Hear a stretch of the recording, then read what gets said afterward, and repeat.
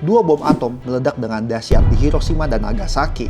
Ilmuwan ini dianggap jadi sosok paling penting di baliknya. Tapi ternyata jauh sebelum itu, ada yang udah lebih dulu, dalam tanda kutip, nemuin bom atom. Ya, ternyata konsep bom atom pertama kali ada di buku novel. Salah satu tokoh penting penemuan bom atom ternyata benar-benar terinspirasi dari novel ini. Oke, gimana ceritanya?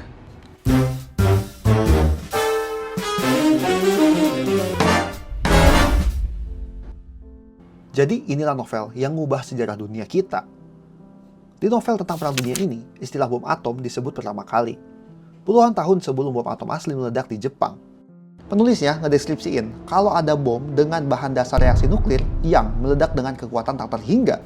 Gilanya lagi, dia bahkan nyebut bom atom itu dijatuhin dari pesawat, sama kayak bom atom yang meledak di Hiroshima dan Nagasaki. Tapi penjelasan soal cara kerja bom atom ini masih belum akurat. Tapi ternyata ada satu ilmuwan yang terinspirasi sama lewat buku ini buat bikin konsep bom atom jadi sebuah kenyataan yang mengerikan. Setelah baca novel tadi, fisikawan asal Hungaria ini terus mikirin cara gimana reaksi atom ngehasilin energi yang besar. Setahun kemudian, waktu lagi jalan-jalan di kota London, dia berhasil nemuin kuncinya, reaksi berantai. Pembelahan inti atom yang terus-menerus hingga tercipta energi yang besar. Waktu itu, Szilard belum tahu inti atom jenis apa yang cocok buat dibelah.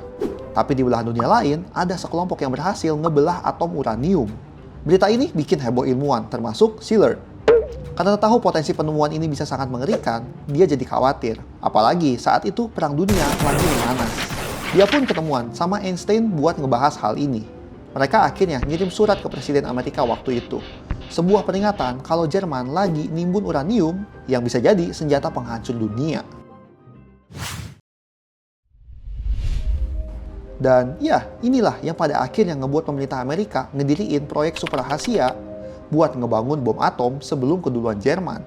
Oppenheimer yang jadi ketua proyek yang makan biaya seabrek ini.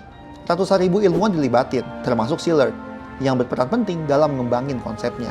Setelah 3 tahun, proyek ini berhasil bikin bom atom pertama meledak.